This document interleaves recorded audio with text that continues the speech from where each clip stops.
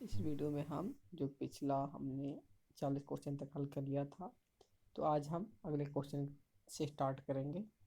तो पहला क्वेश्चन है, लोकतंत्र की जो सफलता है किस बात पर निर्भर करती है। तो लोकतंत्र की जो सफलता है वो आलोचना के अधिकार पर निर्भर करती है, एकत्र होने के अधिकार पर, निजी स्वतंत्रता के अधिकार पर, संपत्ति के अधिकार पर। जो लोकतंत्र की सफलता होती है वो आलोचना के अधिकार पर क्या होती है, सफलता उसकी निर्भर करती है। तो यहाँ पे ऑप्शन हमारा क्या हो जाएगा, फर्स्ट इज द करेक्ट हो जाएगा।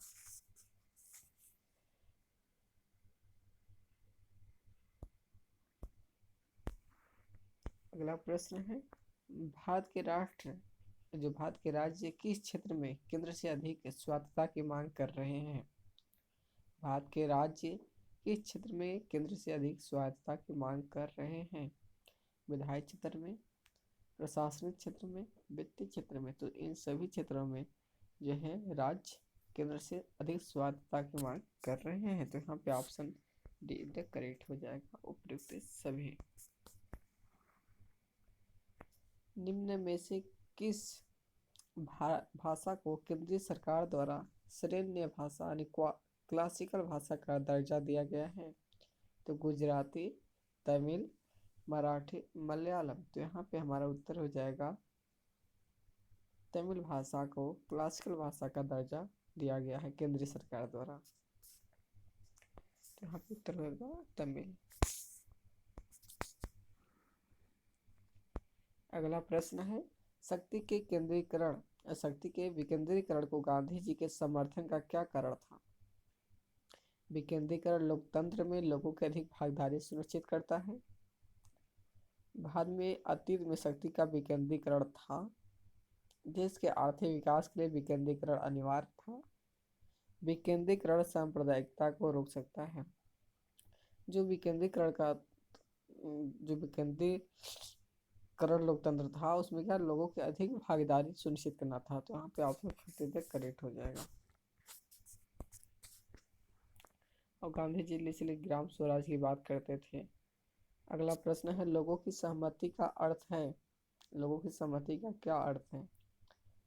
ऑप्शन है, कुछ लोगों की सहमति, सब लोगों की सहमति, अधिकांश लोगों की सहमति, लोगों के नेता की सहमति। तो ये लोगों की सहमति से आशा होता है अधिकांश लोगों की सहमति। यहाँ पे सी ऑप्शन एकदम करेक्ट हो जाए। अगला प्रश्न है, सर्वोच्च संप्रभुता किसका अनिवार्य लक्षण है। राज्य का, समाज का, सरकार का या संसद का। तो यहाँ पे ऑप्शन फर्स्ट इधर करेक्ट हो जाएगा, राज्य। अगला प्रश्न है, प्रजाति भेदभाव किसका उल्लंघन है। स्वतंत्रता का सिद्धांत, विधि का सिद्धांत, नैतिकता का सिद्धांत, सामाजिक समानता एवं सामाजिक न्याय का सिद्धांत। तो यहाँ पर हमारा उत्तर हो जाएगा सामाजिक समानता एवं सामाजिक न्याय का सिद्धांत तक करेक्ट होगा।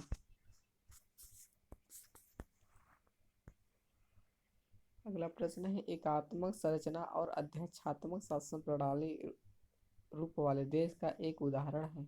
USA, Canada, Bharat, France. तो एकात्मक संरचना और अध्यात्मक शासन प्रणाली क्या है, फ्रांस में पाई जाती है।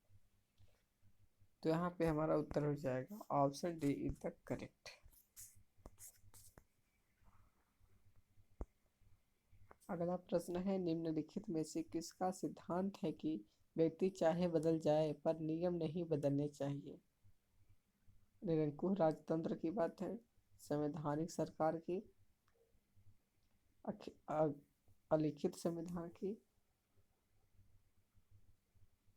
गणतंत्र की। तो यहाँ पे संवैधानिक जो सरकार होती है वहाँ पे व्यक्ति बदल सकता है लेकिन वहाँ का नियम नहीं बदलता है। तो यहाँ पे क्या है, संवैधानिक सरकार में होता है। Option be the correct. अगला प्रश्न है, प्रत्येक कोष की क्षमता के अनुसार के स्थान पर प्रत्येक कोष की आवश्यकता के अनुसार यह सिद्धांत निम्नलिखित में से किसका है। प्रत्येक को उसकी क्षमता के अनुसार के स्थान पर प्रत्येक को उसकी आवश्यकता के अनुसार यह सिद्धांत निम्नलिखित में से किसका है। लोकतंत्र का, फास्टिवाद का, फासिस्टवाद, साम्यवाद, तानाशाहवाद। तो यह बात किसकी है? साम्यवाद की है, क्योंकि कार्ल मार्क्स द्वारा क्या है, समाजवादी क्रांति की बात कही गई थी। मार्क्स ने कहा था कि समाजवादी क्रांति के बाद सामाजिक व्यवस्था का उदय होता होगा, और जिसे इसमें नारा दिया गया कि प्रत्येक को उसकी क्षमता के अनुसार के स्थान पर प्रत्येक उसकी आवश्यकता के अनुसार, ये नारा दिया गया। तो यहाँ हमारा उत्तर जाएगा ऑप्शन सी द करेक्ट, साम्यवाद। अगला प्रश्न है, लोकतंत्र के उदार सिद्धांत के निम्नलिखित में से वे दो बुनियादी सिद्धांत कौन से हैं जिन पर जॉन लॉक ने जोर दिया था? तो यहाँ पे ऑप्शन हम देख लेते हैं। सार्वभौमिक वयस्क मताधिकार और संपत्ति का अधिकार, प्रतिनिधिक लोकतंत्र तथा कामगार का अधिकार, लोकप्रिय प्रभुसत्ता तथा संवैधानिक सरकार, महिला मताधिकार तथा लोकप्रिय प्रभुसत्ता। तो यहाँ पे हमारा उत्तर जाएगा सार्वभौमिक वयस्क मताधिकार और संपत्ति का अधिकार, ये द करेक्ट यहाँ पे हो जाएगा। तो ये किसने दिया था? जॉन लॉक ने इस बात पे जोर दिया था। यहाँ पे ऑप्शन फर्स्ट द करेक्ट होगा। अगले प्रश्न की ओर चलते हैं। सार्वजनिक पद का अधिकार है नागरिक अधिकार, आर्थिक अधिकार, नैतिक अधिकार, राजनीतिक अधिकार। तो यहाँ पे सार्वजनिक पद यानी सरकारी पद है, तो ये क्या है? राजनीतिक अधिकार है। सार्वजनिक पद जो प्राप्त करने का अधिकार होता है वह राजनीतिक अधिकार होता है। तो यहाँ पे हमारा उत्तर क्या होगा? ऑप्शन डी द करेक्ट होगा। अगला प्रश्न है, न्याय के आर्थिक आयाम पर निम्नलिखित में से किनके द्वारा जोर दिया गया है? आदर्शवादियों द्वारा, पूंजीवादियों द्वारा, समाजवादियों द्वारा, फासिस्टवादियों द्वारा। तो यहाँ पे न्याय के आर्थिक आयाम पर समाजवादियों का जोर दिया गया है, उन्हीं का बहुत ज्यादा बड़ा आयाम रहता है। तो यहाँ पे ऑप्शन सी द करेक्ट हो जाएगा।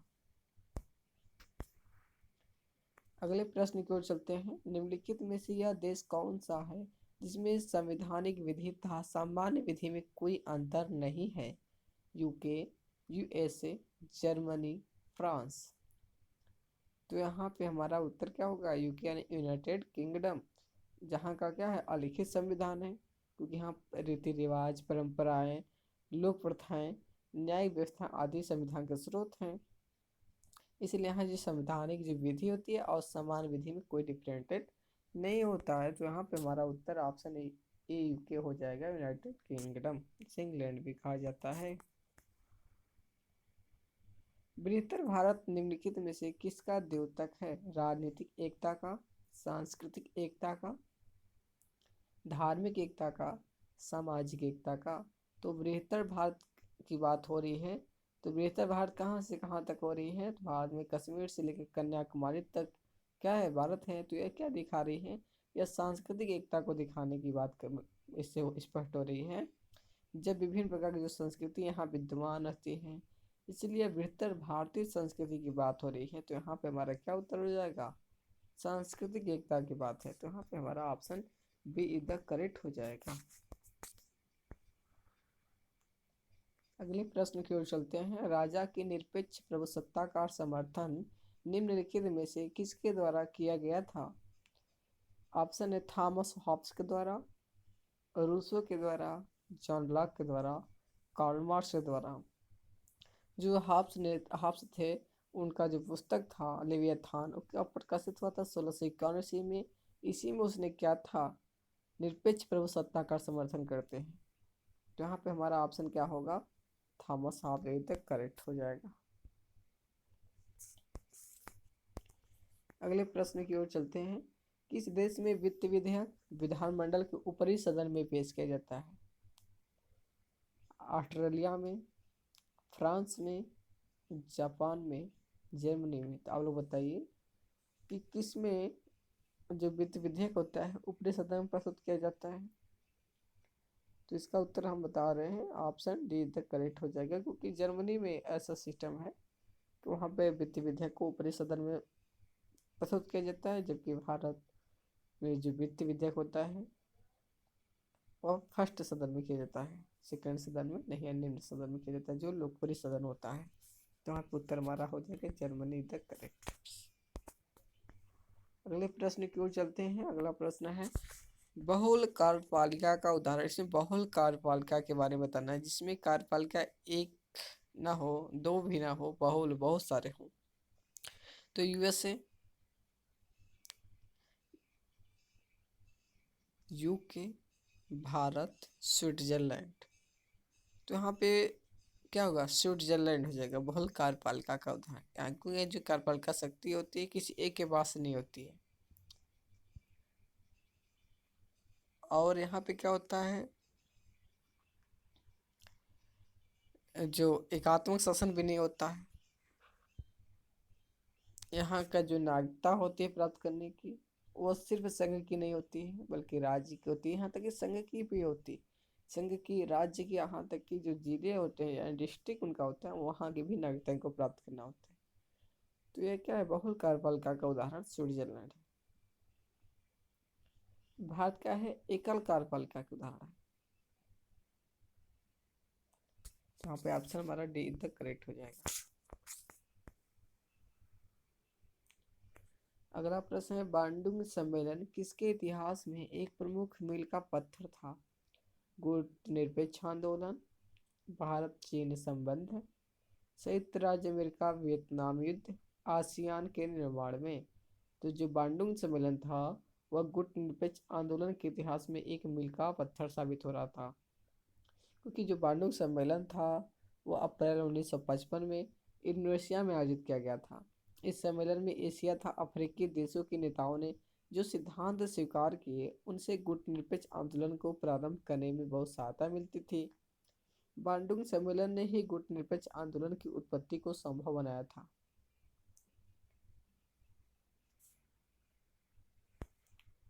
तो यहाँ पे हमारा उत्तर क्या होगा, गुटनिरपेक्ष। अगला प्रश्न है तीन प्रमुख राजनेता कौन थे जिन्होंने गुटनिरपेक्ष आंदोलन को आरंभ किया था। ऑप्शन है Jawaharlal Nehru, Anwar Anwar Sadat Sukarno, Jawaharlal Nehru, Chou En Lai, Kwame Nkrumah, Jawaharlal Nehru, Fidel Castro, Marshal Tito, Jawaharlal Nehru, Gamal Abdul Nasser, Marshal Tito. तो यहाँ पे जवाहरलाल नेहरू, मार्शल टिटो और नासिर जो थे ये तीनों मिलकर क्या है, गुटनिरपेक्ष आंदोलन की शुरुआत करते हैं। गुटनिरपेक्ष आंदोलन को प्रारंभ करने का जो श्रेय होता है भारत के प्रधानमंत्री पंडित जवाहरलाल नेहरू, मिस्र के जो राष्ट्रपति थे गमाल अब्दुल नासिर था, यूगोस्लाविया के राष्ट्रपति मार्शल टिटो का इसमें प्रमुख योगदान था। इन्हीं तीनों नेताओं के प्रयासों से ही 1961 में क्या है, बेलग्रेड में गुटनिरपेक्ष आंदोलन का पहला शिखर सम्मेलन आयोजित किया जाता है। तभी से क्या है, स्टार्ट होता है। तो यहाँ पे हमारा उत्तर हो जाएगा ऑप्शन डी तक correct, Jawaharlal Nehru, Marshal Tito and Nasir.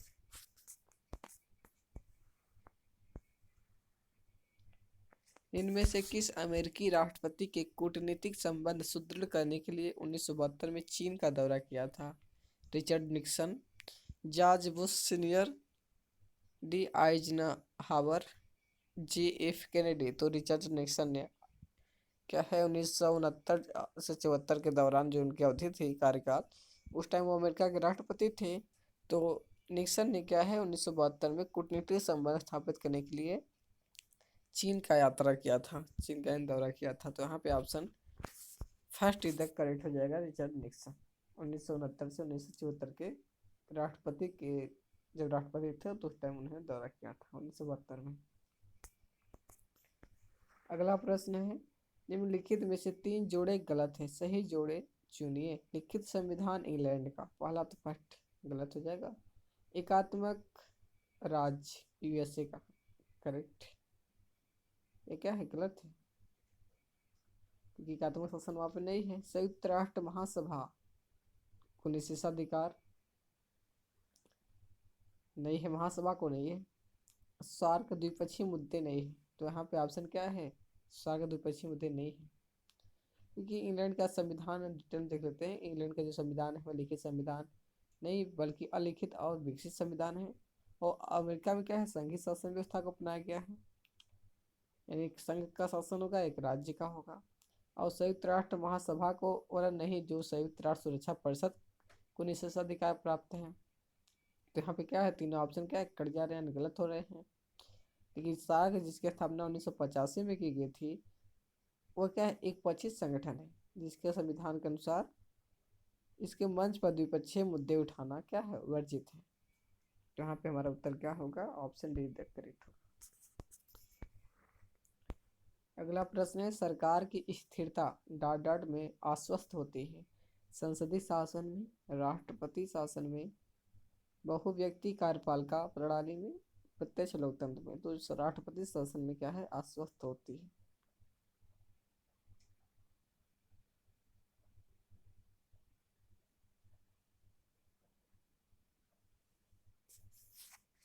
तो यहाँ पे क्या होगा, ऑप्शन बी द करेक्ट।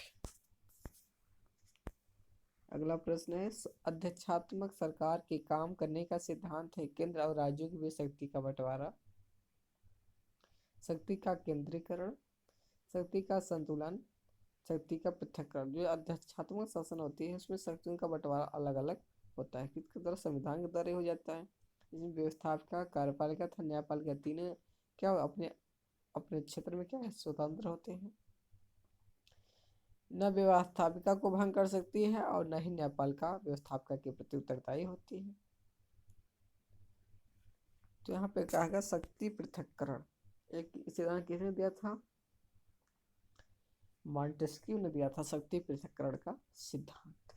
तो यहाँ पे ऑप्शन हमारा डी इज द करेक्ट हो जाएगा।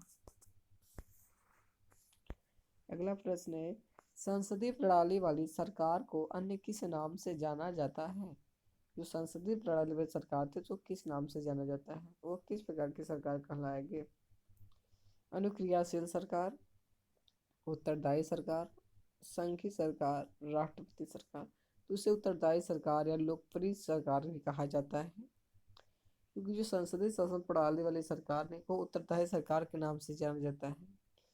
संसदीय प्रणाली में क्या है कि कार्यपालिका विधायिका के प्रति उत्तरदायी होती है, अगर उसका विश्वास खो देती है तो उसका सरकार गिर जाती है।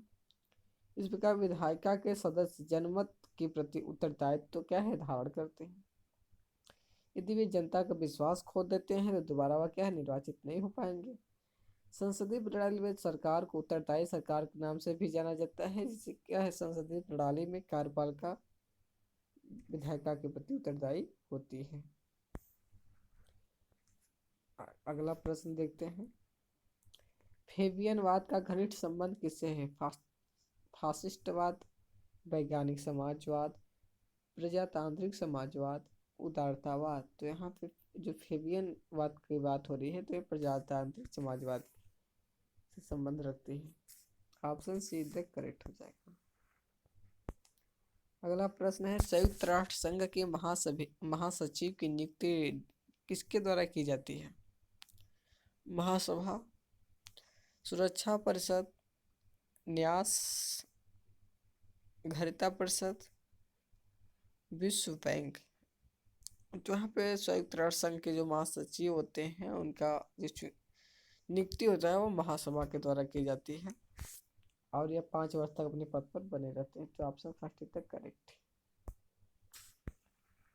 अगला प्रश्न है, प्रक्रियात्मक मामलों पर सुरक्षा परिषद के निर्णय सदस्यों के सकारात्मक मतों द्वारा लिया जाएंगे। तो 11 मत द्वारा, 10, 8, 9, 10 मत सदस्यों के सकारात्मक मतों द्वारा लिया जाता है सुरक्षा परिषद के निर्णय। यहाँ पे ऑप्शन क्या होगा, ऑप्शन बी फर्स्ट जो करेक्ट होगा। अगला प्रश्न है, निम्नलिखित में से किसको संयुक्त राष्ट्र संघ सुरक्षा परिषद का अस्थायी सदस्य बनाया गया है था, प्रत्येक महाद्वीप से एक प्रतिनिधि को, द्वितीय विश्व युद्ध में मित्र राष्ट्र सेनाओं की 5 बड़ी शक्तियों को, प्रारंभिक गठन के अवसर पर संयुक्त राष्ट्र संघ की महासभा द्वारा निर्वाचित 5 सदस्यों को, संयुक्त राष्ट्र संघ के धनदाता सदस्यों को। तो यहाँ पे क्या, द्वितीय विश्व के बाद जो मित्र राष्ट्र थे उनको की सेनाओं की 5 जो शक्तियाँ थी उनको यहाँ पे हमारा 5 को अस्थायी सुरक्षा परिषद में सदस्यता मिली थी।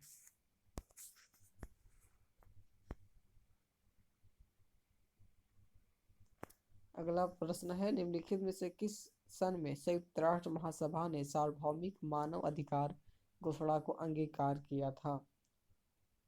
1945 ईस्वी में, 1948, 1952 ईस्वी, 1955। तो संयुक्त राष्ट्र महासभा की सार्वभौमिक मानवाधिकार घोषणा 1948 में हुई थी, 10 दिसंबर 1948 को। और 10 दिसंबर को क्या है, मानवाधिकार दिवस के रूप में मनाया जाता है।